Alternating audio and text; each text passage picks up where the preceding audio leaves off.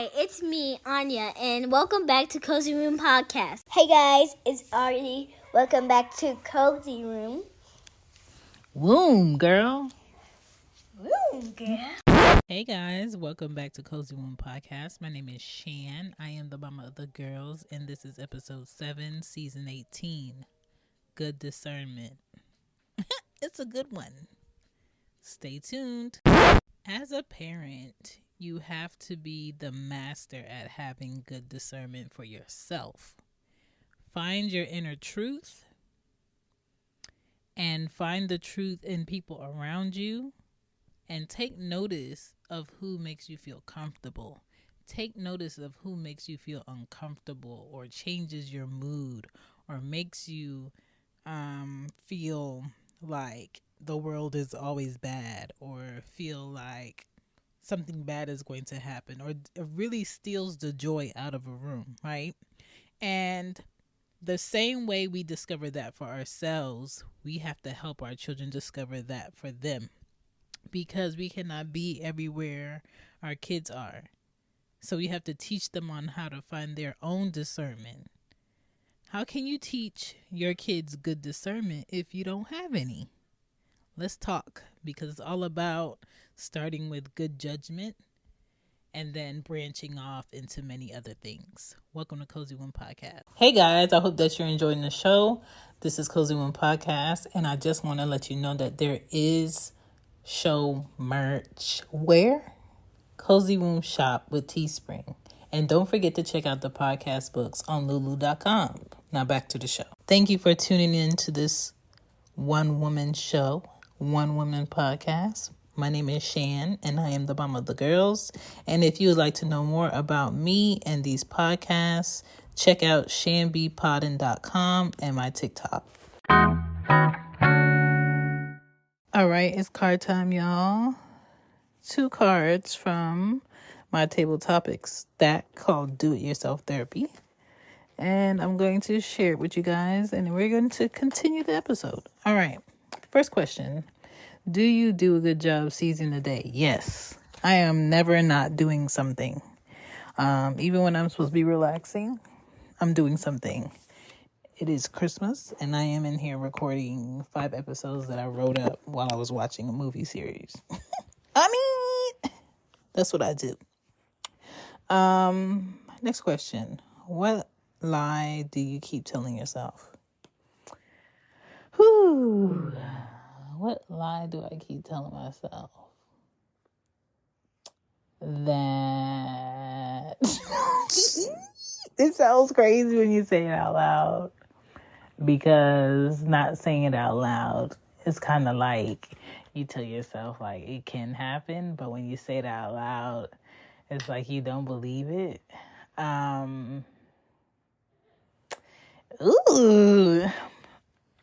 think the lie that I tell myself is that I will feel the good that I used to feel with certain people in my past that I have felt sure about, but I don't feel sure about it anymore. So I don't think I believe in it anymore. So yeah, it's like I don't believe in that goodness anymore. But at the same time, if I don't believe in that goodness possibly happening, it's kind of like, why see the next day? So yeah, that's it. Let's continue that episode because that was a real naked question. Thoughts. Most kids, I believe, get into trouble for not having good discernment. Knowing who, when, and where to be or who to be around is vital. Okay? Telling kids what to do isn't helpful enough in 2023. We have to tell them why things are done this way and why it matters and how it's perceived by other people and what it prevents, because these kids are not one-dimensional, okay? They are thinking 4 different ways at the same time. So when we tell them things, when we use our words, they're taking it for many meanings. So we have to really dig in and keep it short and sweet and direct of why things are done the way that they are done. Okay? We can't just tell them because I said so. It really makes a lot of determined kids feel defiant. It really makes a lot of kids who have a hard time thinking for themselves very dependent on, my mom didn't tell me to, so I didn't do it. My dad didn't tell me to, so I didn't do it. And we don't want that. We don't want kids that are super dependent on us, and we don't want kids who think they're our same age and they can make our decisions on our level without our money, without our wisdom, right? So we need a little bit of balance. And so the kids need to know why, not just because you said so. For that reason, they need to be educated on if they went left instead of going right, if they went up instead of going down. If I tell my kids duck, I don't need them to stand up and look around and say why. I need them to duck, because I'm not going to tell you to do anything that is not going to help you or save your life. Okay? And it's all about trust. It's all about bonding. It's all about having the right structure, the right foundation, and building a rapport with your children where they be like, hey, I know my mom or my dad wouldn't tell me to do this without a good reason, so I'm going to go ahead and do it. Hey sis, if you don't like getting attention at the gym or while running errands, you might want to skip this ad. But if you're like me and love to be asked, where did you get those leggings? Or that hoodie is cute, where did you get it from? Well, then let me tell you about 1977 Hustle Lane. 1977 Hustle Lane is where fly gear and dope culture live. From your leggings to your tanks and of course to your hoodies, they will always have you feeling and looking your absolute best. So stop what you're doing and go check them out at www.1977hustlalane.com, on Facebook at 1977 Hustle Lane, or on Instagram at 1977 Hustle Lane. I promise you won't regret it. Teach your kids how to be open with the right people. That's part of developing their own discernment. Teach them how to be generous to good, honest people or people who have less than them. And if they don't have it, that it's not smart to overwork themselves or stress themselves because they don't have it to give someone. Or if they have the last of something and they need it, don't deplete yourself to pour into someone, because that's empty giving, right? And we have to make sure that our kids understand that having the courage to speak up when no one else wants to speak up matters the most.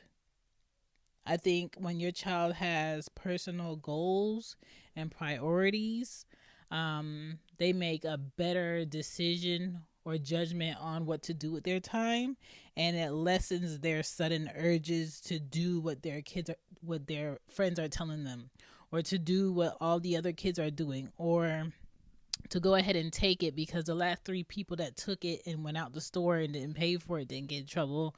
What's the odds of me getting in trouble? Like, kids that really have goals set in place and places they want to be and people to look up to them rarely put them in a space of doing things that'll get them in trouble, okay? And I think self-care includes being aware of yourself and knowing how you feel around people, and knowing when to move, knowing when to leave the party, knowing when not to get into the car, knowing when not to just go around the block, knowing when not to hold this friend's backpack over that friend. It's called good discernment, right? And that's why I think it's very important that if a parent or parents have had a lifestyle that our children will never have to live, God willing, that wasn't the greatest, we still educate them on what those environments were like. We educate them on what issues, we grew up with. We educate them on what a drug addict looks like, what this person looks like when, you know, they're trying to put you in the middle of something. What does blackmail look like? What does real peer pressure look like? What does playing the victim look like? What does a real friend look like? What situations wouldn't a friend put you in? Like, all of that helps our children create good discernment with people, you know, and your child should be asking themselves certain questions when they're in certain situations that you are not in. Would my dad or my mom approve of me doing this? Is this going to help me, or is this going to get me in trouble? Is this something I have to keep a secret? Why would I keep this a secret? You know, all of those things should be self-evaluated questions when your children are in certain situations. And if they can answer all of those honestly and be like, no, my mom wouldn't have an issue with this. My dad wouldn't have an issue with this. If they were right next to me, they'll be okay with me doing this, then okay. But if they ever have to really be like, probably not, then more than likely they probably shouldn't be in that situation. Okay? And we have to teach our kids that there is value in not lying, because when your kids get into trouble and they lie or they don't tell the whole truth, we have to stop remembering the time that they did good to get them out of this current situation.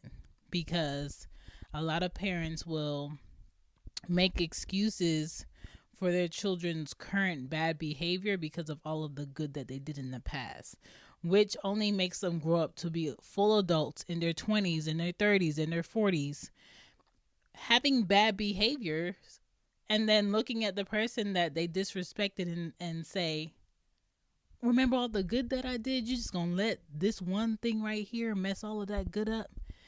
It's not a get me out of jail card that you do good. You're supposed to do good because you want to genuinely do good. You don't do good just in case I do bad later, I can excuse it.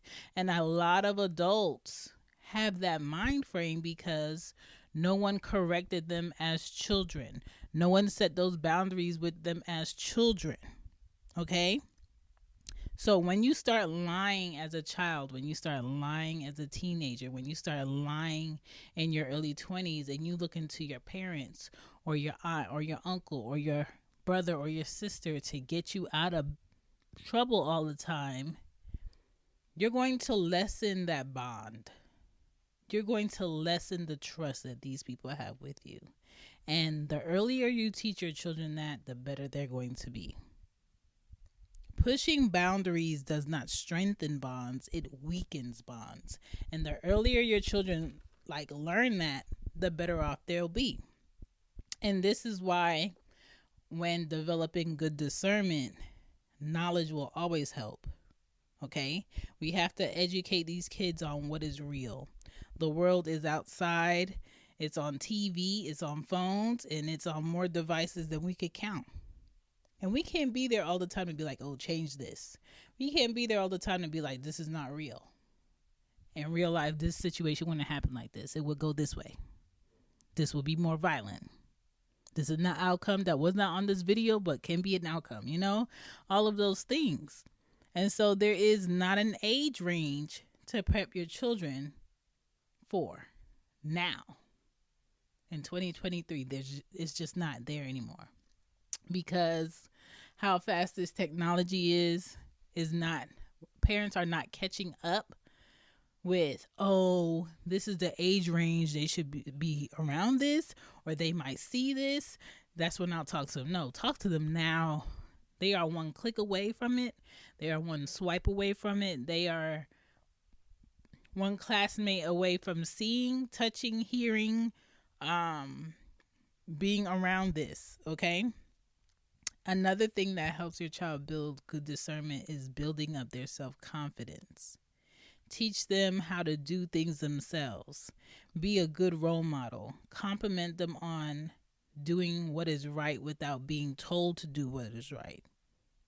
Showing skills that they'll need later on in life so they can learn, so they can help themselves, so they can help somebody else. Okay, I think a lot of parents really push prayer and having a spiritual core.